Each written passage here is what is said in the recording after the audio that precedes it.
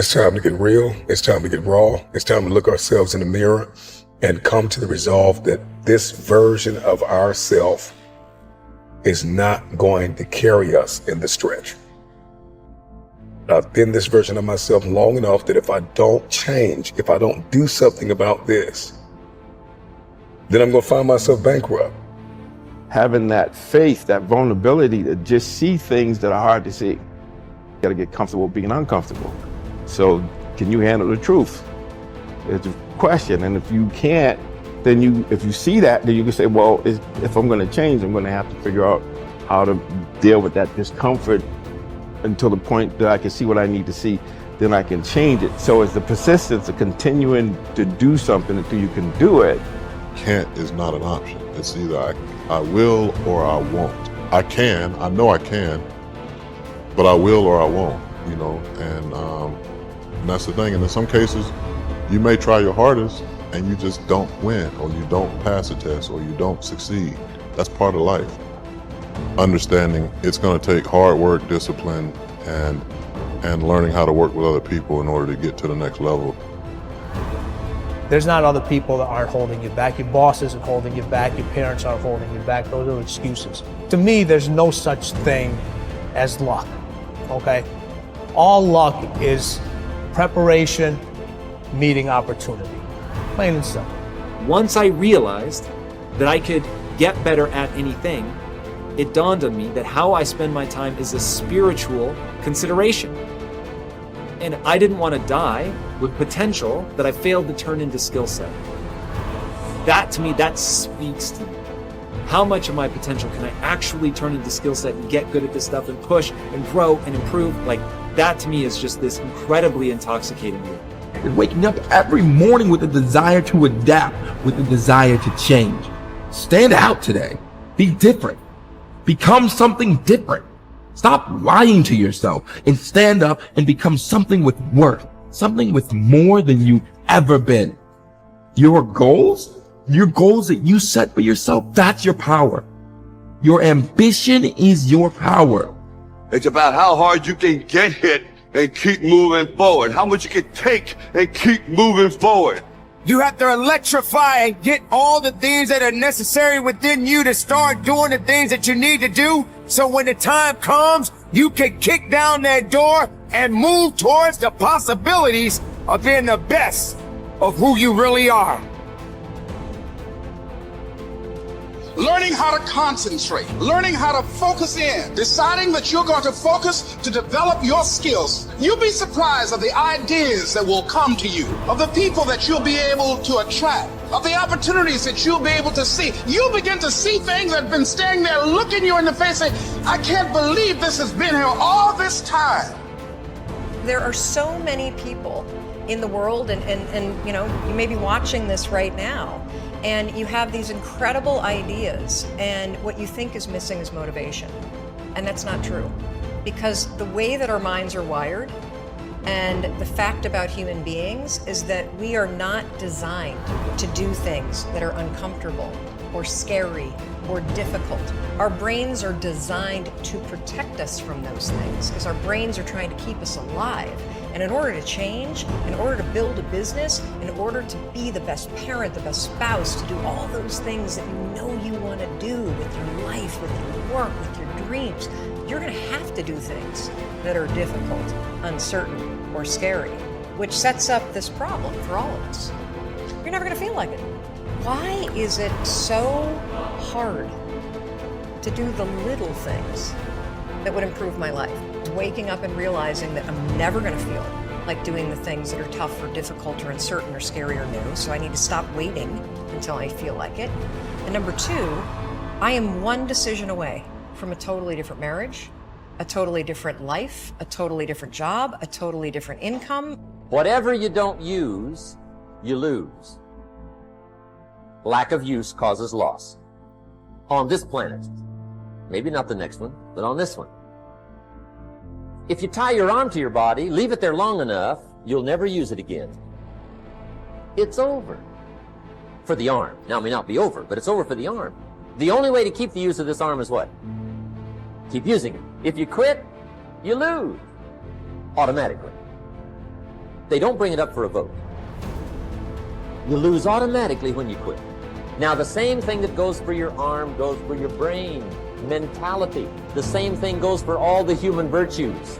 Ambition, unused, decline. Strong feelings, unused, diminish. It doesn't grow, it diminishes. Faith, unused, decreases. It's a law. Vitality, unused, diminishes. Energy, unused, decreases. The guy says, well, I'm going to save up my energy. You can't do that. That's like trying to save today, put it on the end of the year. See, you can't do that. They'll come take you away. If you don't use today, what? It's lost. The guy says, well, I'll work twice as hard tomorrow to make up for it. See, that's foolish. You could have done that anyway. Today unused is lost. A talent unused is lost. An ability unused is lost. So here's one of the key expressions of the evening. Take a new inventory of yourself. Starting tomorrow, new project. Take a new inventory. And make sure that all of your talent and ability and mentality and ingenuity and vitality and strong feelings, faith, courage, make sure that all you've got's being used. Otherwise, you lose.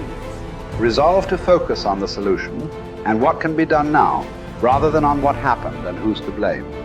Think in terms of the actions you can take to resolve the situation, rather than what went wrong and who is to blame.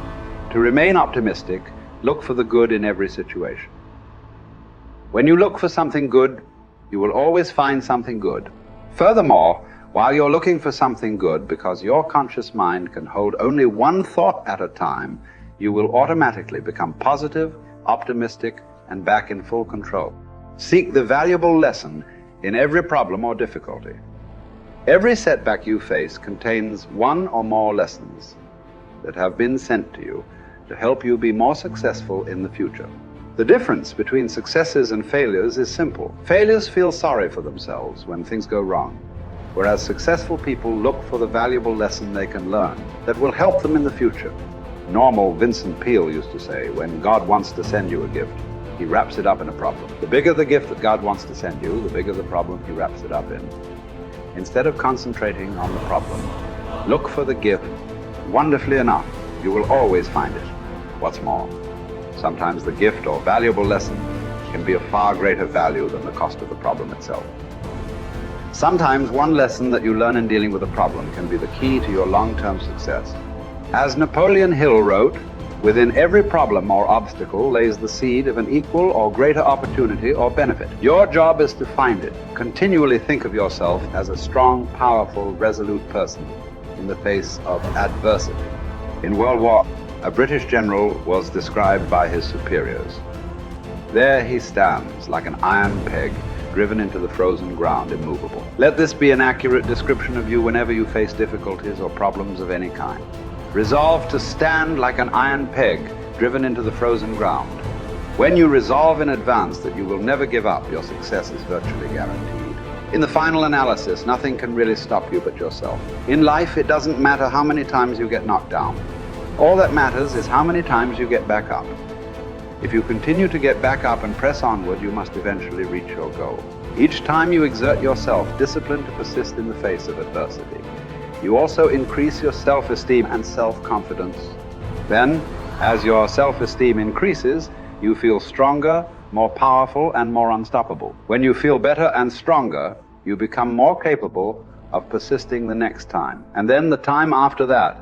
By disciplining yourself to persist in the face of all adversity, you put your life onto an upward spiral of self-esteem, self-discipline, and persistence until you eventually become like a force of nature. I think the best way to prove your value is to work, is to learn, is to absorb, to be a sponge.